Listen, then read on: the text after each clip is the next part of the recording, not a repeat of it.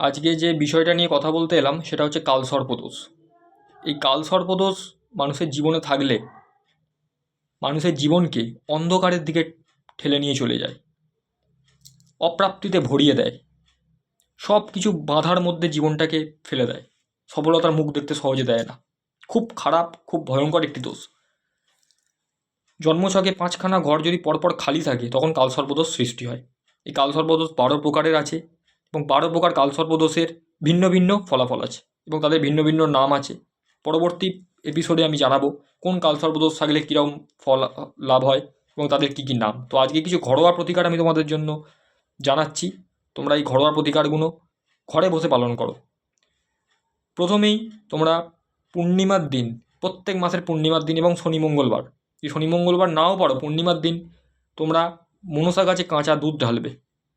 যদি মনসা গাছ না থাকে একটা বাড়িতে বসিয়ে নেবে, তার সঙ্গে মনসা মন্দিরে তোমরা পুজো দেবে।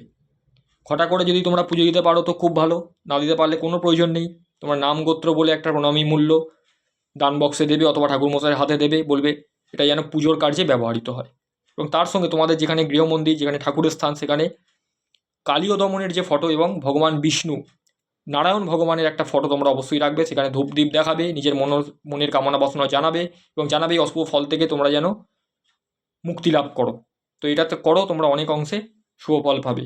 আর যাদের ক্ষমতা সামর্থ্য আছে অবশ্যই কোনো শাস্ত্রজ্ঞ, পণ্ডিত, আধ্যাত্মিক, তন্ত্রমার্গে বিচরণকারী কোনো মানুষের কাছে যাও, জন্মছক দেখাও, দেখিয়ে এই অশুভ দোষের চিরস্থায়ী তোমরা প্রতিকার করে নাও। তো জয় মা তারা, জয় গুরু বাম, জয় মহাকাল, জয় কাল ভৈরব। ভালো থেকো।